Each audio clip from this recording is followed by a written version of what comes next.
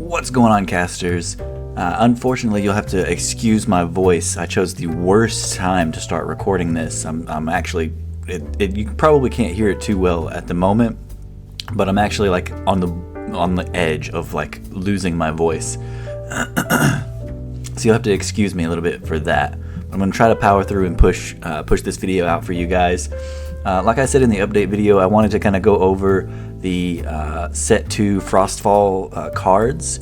Nothing like too competitive or anything like that, just my personal opinions, things like that, cards that I liked, cards that stood out to me, things like that. So we're here at the Elestrals.com homepage, and we're just going to go over here to the cards, and you'll just scroll down a little bit here to FROSTFALL. You got FROSTFALL, the starter decks, you know, Shattered Star, set 1, all that cool jazz. But we're going to go ahead and go to FROSTFALL. We're going to review a little bit of the cards here. Now we are going to look over the first card here, which is Cryo Scorch, the full art Cryo Scorch, because we also have the Cryo Scorch down here as well. So the full art is absolutely amazing, and I want it in Stellar so bad. But we are going to look over that and look at these. We're going to start off with the new spirits here. I love how they're all essentially the same style. Like they're all looking at the power of their spirit in the natural world. So you have like falling snowflakes, a carving in a tree, brimstone kind of thing, looking up at the sun, or seeing the water through the reflection of the sun, and then a charged stone, probably something struck by lightning. Very, very cool. Oh, and as well as of course, the wind as well, which is fairly obvious there. But then we go into what is probably, like, starting off strong, probably my favorite cards out of this entire set, just because Cryoling, Cryovern, and Cryo Scorch all play a very similar style, very similar role as far as a play style of deck to play. And I keep saying that it's an all or nothing deck because it's very cost heavy. Not as far as, you know, gathering resources, but it's cost heavy as far as you expending the resources all at once in order to do something. So let's go ahead and look over here at Cryoling. Cryoling is going to be a 1/3. This Cryoling gets +1 attack for each frost in your underworld, so that's already a plus there. So you can feel free to use your cards as much as you want. You don't feel too hindered because it just boosts up your creature anyway. So when this Cryoling has 6 or more attack, so very, very easy to do. During your main phase, you must either destroy it or special ascend it to Cryovern from your hand or deck. So immediately you get a plus from this card, not only from its attack being boosted, but also from ascending into the next stage very, very early. So then we're going to go over here to Cryovern. Cryovern is a 7/4, very, very cool. The stats show the progression of evolution very smoothly. During your draw phase, you can discard your hand, minimum 1 card, so you have to have at least 1 card in your hand to do this, but during your draw phase, you can discard your hand. In order to special ascend this card to Cryovern, or this Cryovern to Cryo Scorch from your deck. So this is a very fast ramp into your boss Elestral. It's very cost heavy, so you have to have either placed cards down on the field or have just have to get rid of your entire hand, which could be costly, but it gets you into your boss monster immediately. And this is an optional effect by saying you can discard your hand, so you don't have to do this at all. You can just ignore this effect, but during your draw phase, you can discard your hand in order to get its ascension, which is very, very good. And then we're going to go to the boss monster himself, Cryo Scorch. Cryo Scorch is hands down my favorite card. Like I said, this is a costly line, so you can get rid of your hand, It's having trouble loading here, so let's try to refresh. It's still having trouble loading, but that's okay because we see the card right here. So when you special ascend into this Cryoscorch, you must destroy all ruins. So you must destroy everything on the back row. Stadiums, everything. Anything that's a ruin is gone. So it scorches the earth. Scorched earth, Cryoscorch. You can expend your spirit deck, your entire spirit deck, to force your opponent to expend 5 spirits, which is very, very huge, actually. 5 spirits is massive, massive, massive effect, especially with cards like Eruption and everything as well, that could make your opponent get rid of 3 spirits on top of that. That's immense numbers that could possibly happen with this deck. It's absolutely crazy. Like, it's burn deck to the maximum. It's all or nothing burn, and it's absolutely awesome, and I love it so much. So, of course, you can see things like Gorgon's Gaze and things like that could stop this effect and all that, which is perfectly fine. It makes it very balanced. It's a very balanced card, but it's also a very, very impactful card. So I don't see Cryoscorch like topping any of the tournaments or anything like that, but I definitely see anyone who plays Cryoscorch is going to have fun. They're going to have fun with that deck, and that's what I love about it the most, is that it is a stand-alone, absolutely fun deck.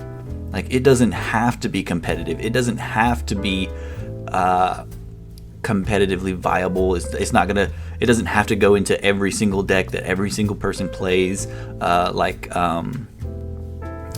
Earth Beatdown or something like that. Like Viscerous set 1 was in like every single deck. This isn't that. Viscerous isn't fun to me. I don't enjoy Viscerous. I don't enjoy Spark It. Like, they're very good competitive effects, but they don't scream fun.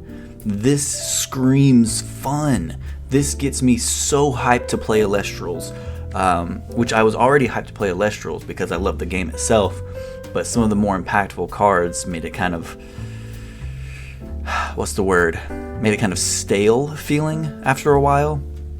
This Cryoscorch, I feel like, is going to be a card that I'm going to always enjoy playing because of how all-in it is. I just love this card. I could talk about this card all day long, but we've got so much to go over here because we've got Catarant and Iwoolly, which are very good staples. The Catarant especially, because that's going to be how a lot of the Frost cards get a lot of their spirits back, things like that.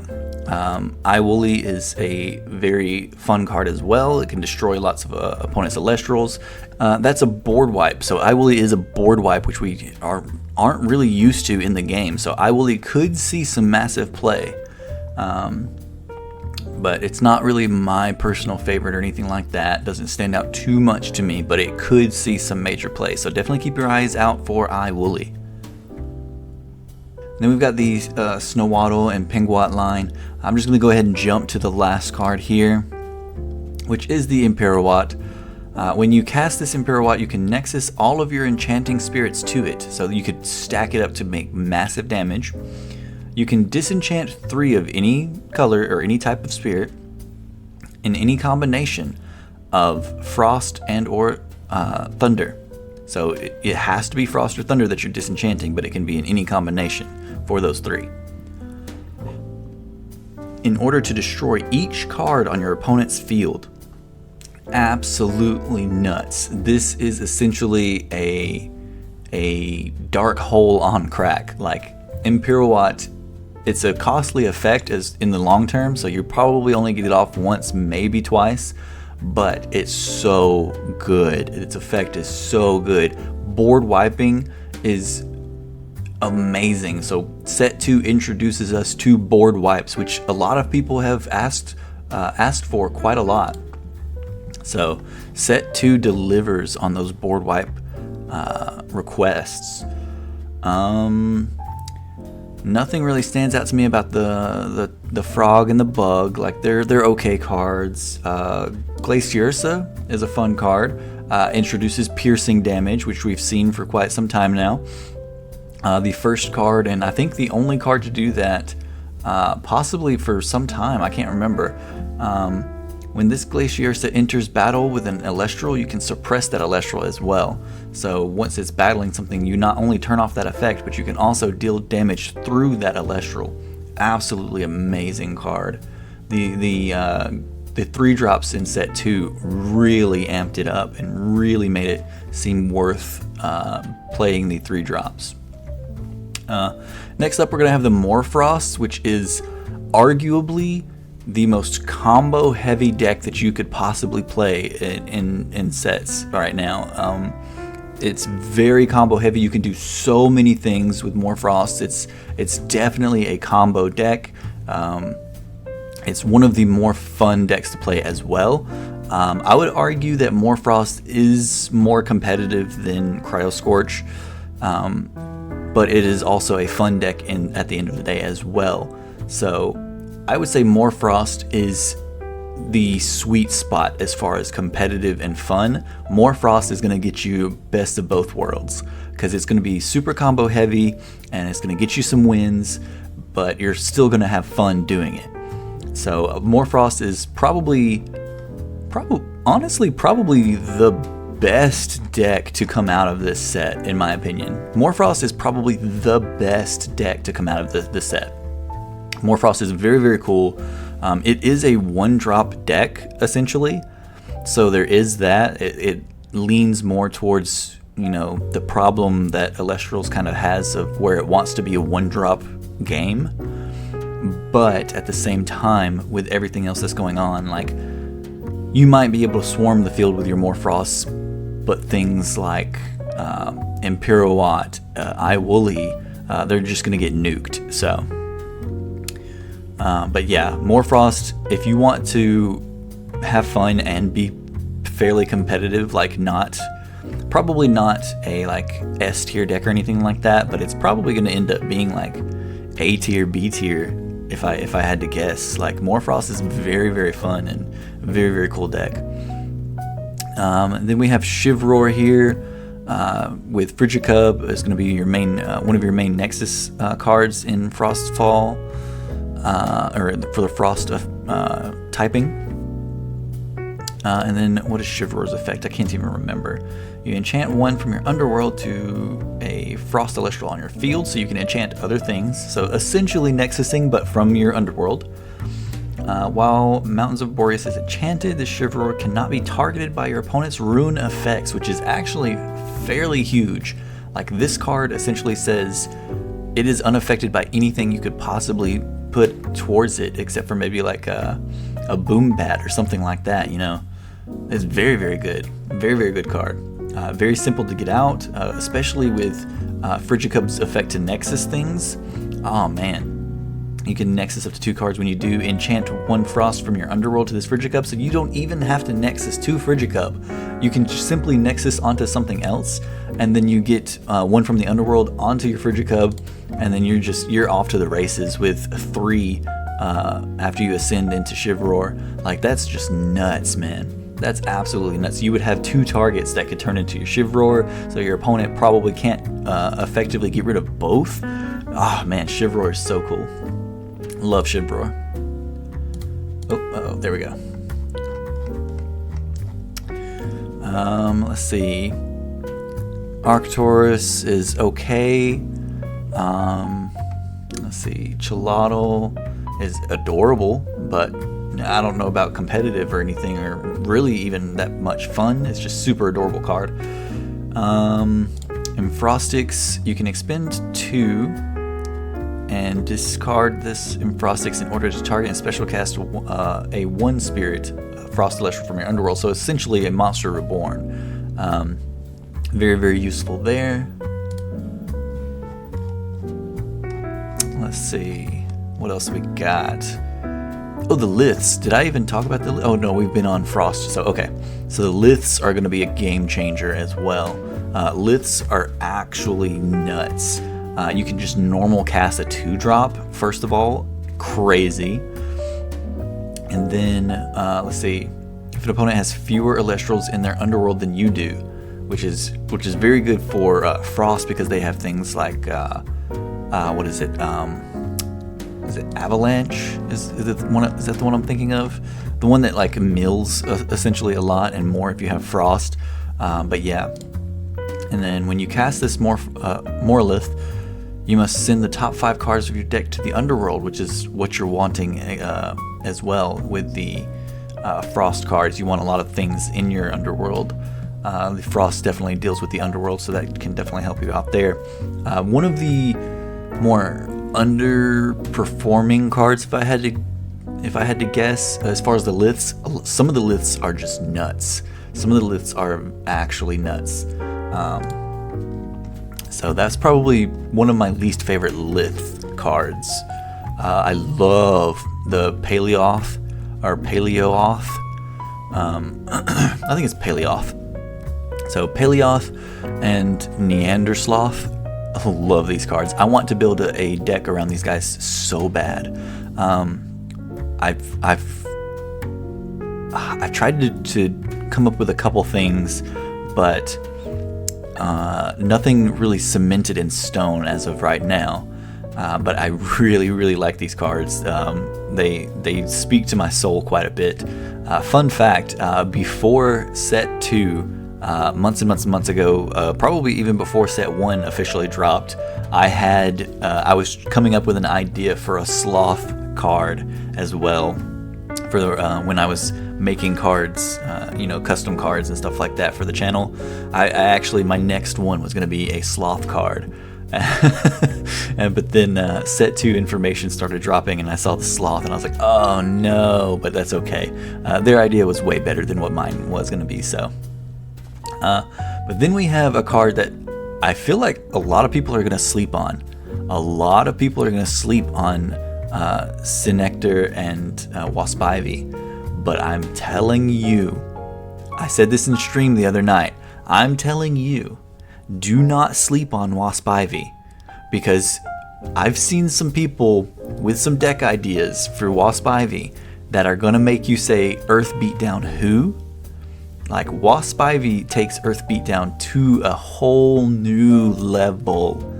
I am telling you, Wasp Ivy is a threat and a half, and probably the most competitive type deck out of all of FROSTFALL as of yet. I might change my mind scrolling down here, but as of yet, Wasp Ivy might be one of the most competitive cards in this whole set. So do not sleep on Wasp Ivy. If you don't think much of Wasp Ivy, just wait. Just wait until some of these people who can build Elestrals decks really well get a hold of Wasp Ivy. Oh man, you're gonna be hurting. Okay. Unfortunately, Gigaflora doesn't really, bring too much to my attention. I really want to build a Cyprong deck. I've been trying to build one a little bit, and I haven't quite cracked the code for Cyprong. But man, I love the artwork. The card itself is so cool. I want to build a deck with Cyprong so bad. And I'll work on it and try to get it out to you guys as soon as possible, but it might not be the best thing ever, but I really want to. I love it. I love everything about this card. When this Cyprong is in attack position and an Elestral on your field is destroyed in battle, you can return each Earth that was enchanting that Elestral from your underworld to your spirit deck. So it doesn't sound like a lot at first, but trust me, there's some cooking you can do with this card. Trust me. I've already started some of the cooking myself, so if you haven't started yet, definitely start looking around some of your cards, some of the Earth cards. You're gonna see it. It's there, I promise. Oh, and then one of the best liths, one of the better liths, is Verdalith. Super cool. Love the artwork. Love how he's got all the moss and all that, and then the little Dratayas. Love it. This it can be normal cast if your opponent has 4 or more spirits in their spirit deck than you do. So if your opponent has more spirits than you do, then you can just straight up cast this card. When you cast this Fertilith, you can return up to 4 Earth from your underworld to your spirit deck. So good. So good. This could start turning the game around. If you're literally just 4 behind your opponent, this card instantly can turn the tables to where your opponent is super on the defensive now, because you not only cast this card at healing, you're probably casting other things with what you just healed. It is so good. Love that lith. That's a very, very good lith. Let's see. Unfortunately, Smoky and Caperfume didn't really stand out too much to me. And cards that don't stand out to me, I should also clarify that doesn't mean they're bad or that they're not gonna be good. It just means that I personally didn't see anything there, and I didn't, have anything to test or anything pop in my head to test with them. So that's just me. A lot of these cards are flippin' phenomenal. Like Exalt Flare, for instance, is just nuts. We've seen Exalt Flare for a little bit now, but Exalt Flare is probably going to be a staple in a lot of fire decks. Maybe not all fire decks, but a lot of fire decks. Speaking of a staple in fire decks, we're going to have Lavalith here. So only 5 fire cards really, but Lavalith makes up for that because he's essentially going to be a new boss monster for you guys. So he's going to say, can be normal cast if an opponent has at least 2 more enchanting spirits than you do. So all your opponent has to do is have 2 more spirits than you do on their field. So insanely easy. That is one of the easiest casting costs or casting requirements that the liths have. So this is going to be one of the best liths, period. When you cast this Lavalith, you can target and destroy a ruin, which is nuts. That instantly gets rid of their face downs, things like that. It could get rid of their fields. It could get rid of their gods like Zeus and things like that. This card has so much going for it with the 6 attack too. That's nothing to laugh at, man. This is such a good card. Such a good lith card. Probably the best. This is probably the best lith card to come out of set 2. It's absolutely amazing. And then we go into the water, which we of course have the Lakagon, which is awesome.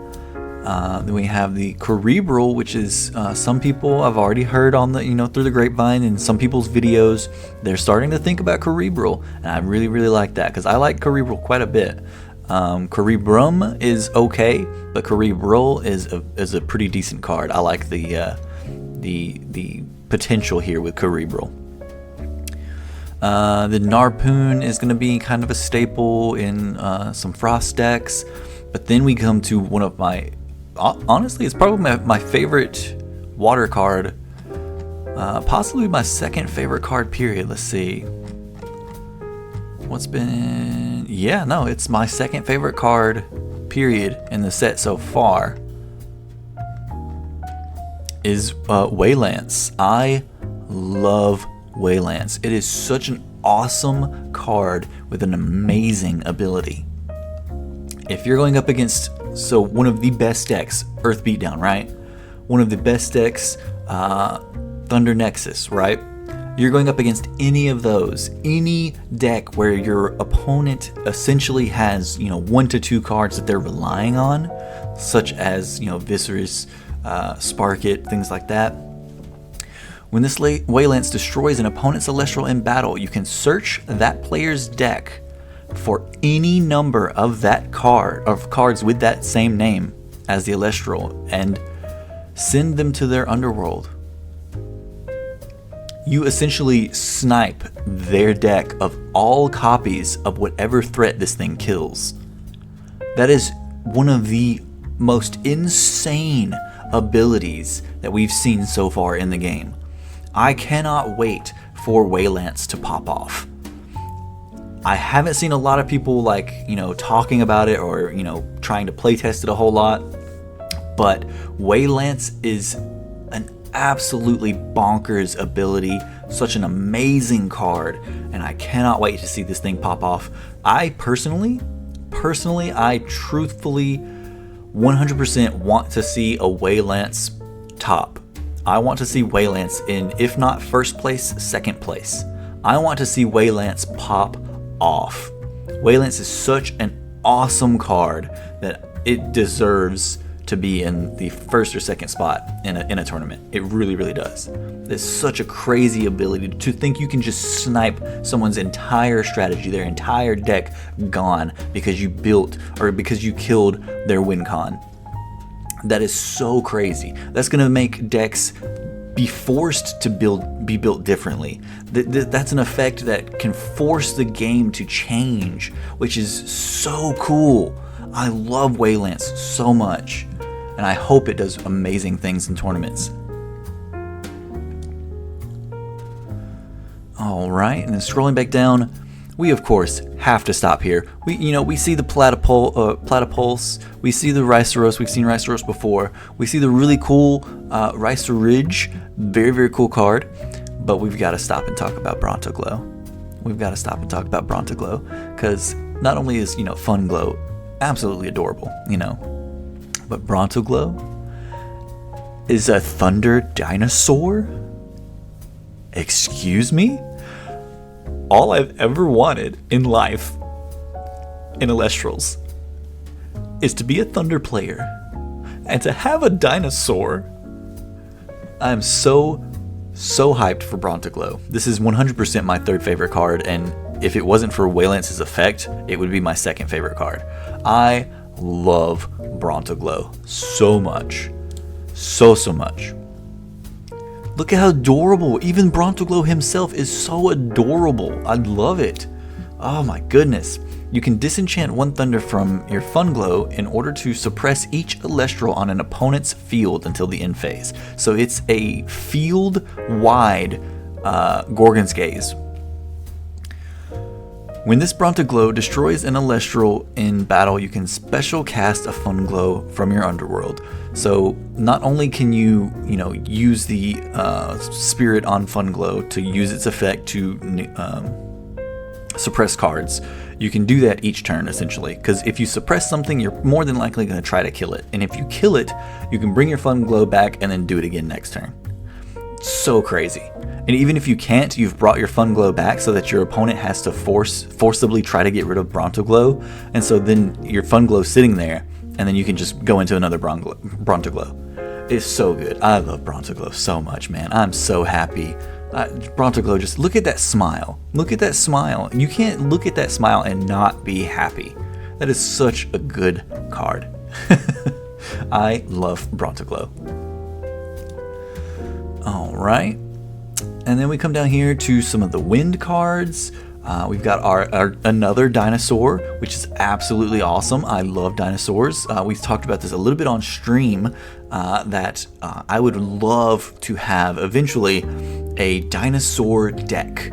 Like just cards where even if it's not just new dinosaurs, it's a deck that could bring all the previous dinosaurs together. So Terracell, Bronto-Glow, Sakurasaur, all these dinosaurs coming together in one deck and functioning beautifully. I would love a deck like that to where we can just play dinosaurs.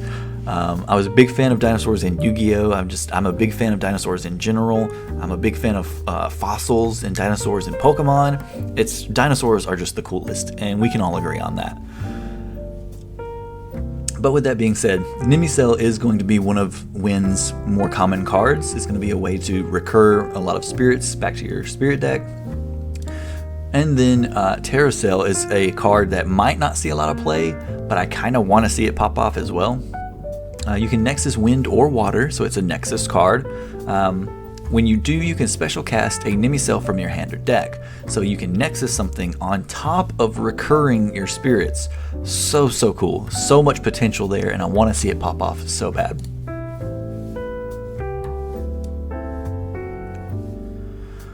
Alright.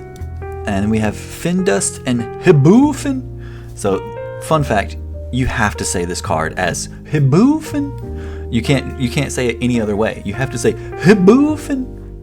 That's this card's name. It's not anything other than, I can't even say it. It's not anything other than Hiboofin. That's all it is. Very fun cards. I love the designs. Not too much to say here. It's a fun deck. It is. It's a fun deck. I don't see Hiboofin going anywhere in like tops or anything like that. Definitely prove me wrong. But it's just a fun card. I love Hiboofin. See, I tried to say it and I couldn't say it. I had to say it the right way. Flamemoth is obviously a great card. We've seen it. We've seen it for a while now. Flamemoth is just a great card. A card that I did not expect to be as good as it is Drackadoodle. Cockadoodle, fun name, adorable card. Drackadoodle, a little nuts, a little crazy. You can expend 1 wind in order to suppress each Elestral on your opponent's field until the end phase. So picture Brontoglow, but way easier. And when this Drackadoodle destroys an opponent's suppressed Elestral in battle, that opponent must expend 3 spirits. So this is essentially Brontoglow and Cryoscorch. This is essentially Brontoglow and Cryoscorch put together. This is possibly, if it wasn't for how it's 2 of my favorite things and not just focusing on 1 of my favorite things, arguably this should be my favorite card of the set. And I honestly, maybe it's just because it's wind, but it's not. And I think that might be the biggest factor, is that it's wind. And I'm not a big wind player. But arguably, this should be my favorite card. So I'm going to go ahead and say it's my next favorite card behind Brontoglow. So it's my 4th favorite card, but it arguably should be my first. So Drackadoodle is crazy. So definitely going to see a lot of play from Drackadoodle. I don't know if it's going to top anything. I would love to see it top some stuff. If someone wins a tournament with Drackadoodle, I would be actually really hyped. Hopefully I'm not in that tournament and going up against it in that case, but Drackadoodle is arguably Drackadoodle is arguably my favorite card of the set, even though it's not. It just falls short to me in my personal favoritism because it's probably just because it's wind. But yeah, I love Drackadoodle. Moving on. Keone, full art, amazing. Gorgeous card, amazing card. Scepter of Keone, very cool. Avalanche and Blizzard, all these cards are going to be so good for Frost. Circle of the Skies new artwork is great.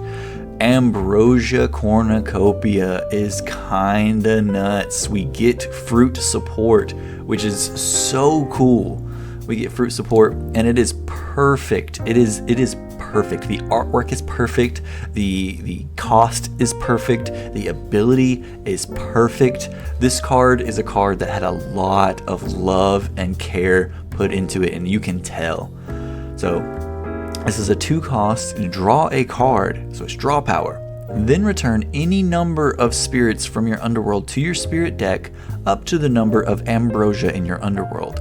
So it's draw power on top of recursion, which is exactly spot on what fruit is. So this is a perfect card. I love this card. So this is very good.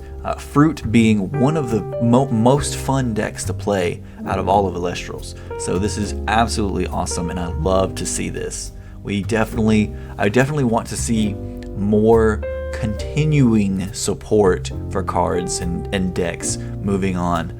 I want to see more support for Penterror. I want to see more support for Fruit. I want to see more support for decks that are already established, as well as new decks coming out. which is beautifully done here in this card, in this Ambrosia Cornucopia.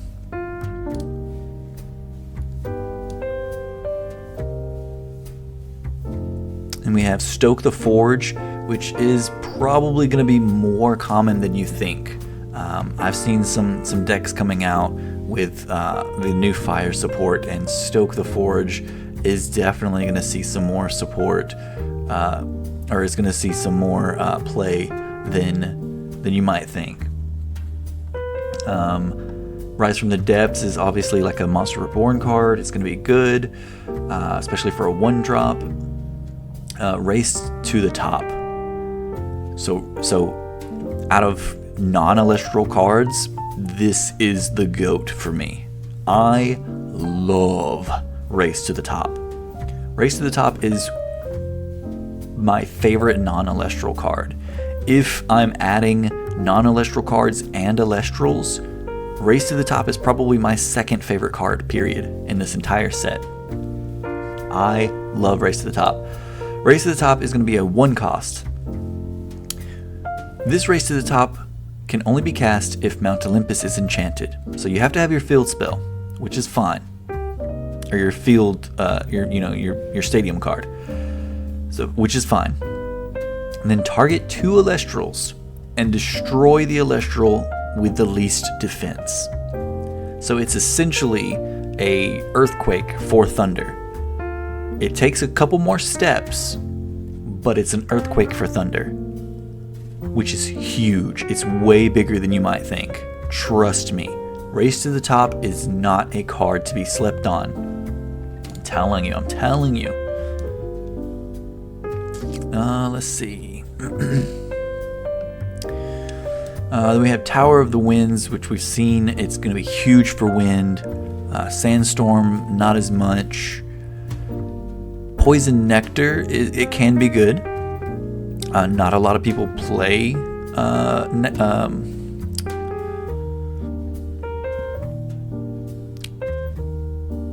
Nectar of the Gods. I don't know why I blinked out there, but it's not specific to Nectar of the Gods, which is good.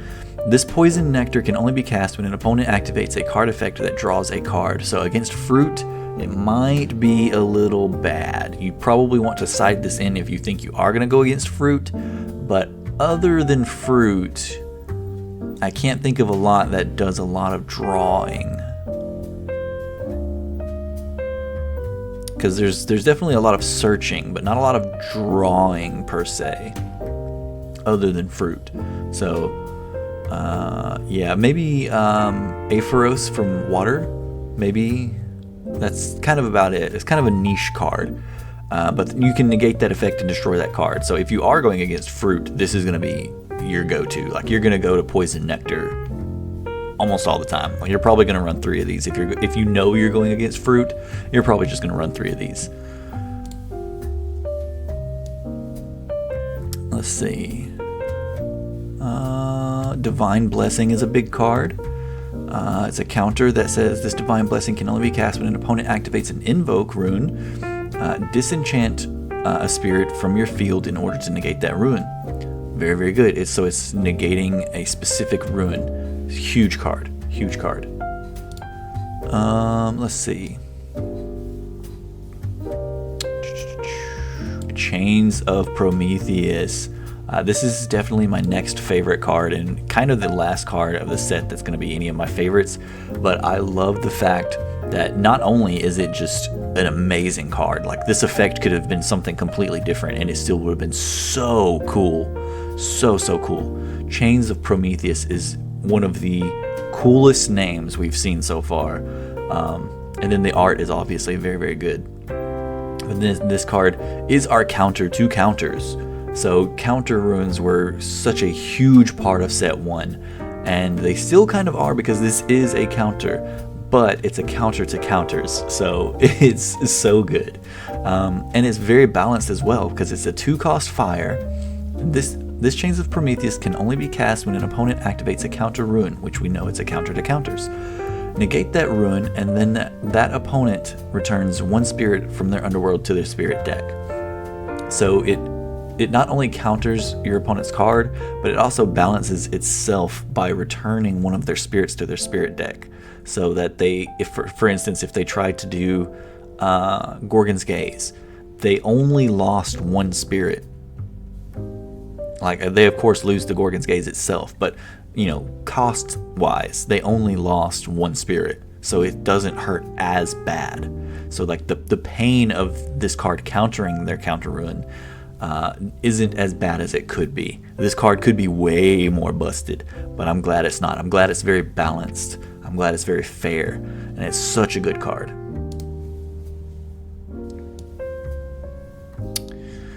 And then I think that's pretty much it, because then we just have like the Ursadin that we've seen, then the you know, the stadium cards, and then I guess we could kind of go over the full arts here. The best full art is Chivroar, you know, no question there, no argument. I don't want to hear anything in the comments, because the best full art in this set is Chivroar. You know, other than my favorite card being, you know, Cryoscorch, the full art for Cryoscorch doesn't even touch Chivroar. Anything to do with like babies, I'm sold. The best art for Equalinx is not the Stellar, it's the Equalinx art for the Artist Collection, where Equalinx had its little babies. That is it. That is the art for Equalinx, and I don't want to hear anything else. But yes, Chivroar is the best full art, followed by Flammomoth, who also has the little babies, little baby Nimbugs. So those two are the best full art arts, followed by, let's see, let's kind of just rank these. So it goes Chivroar, Flammomoth, then, oh man, you just gotta go the Locagon, right? The Loch Ness Monster vibes. And then, man, I kind of hate to say this, but Imperiwatt, just because the fierceness in its face and everything, like Imperiwatt looks more fierce than the fierce Glaciersa.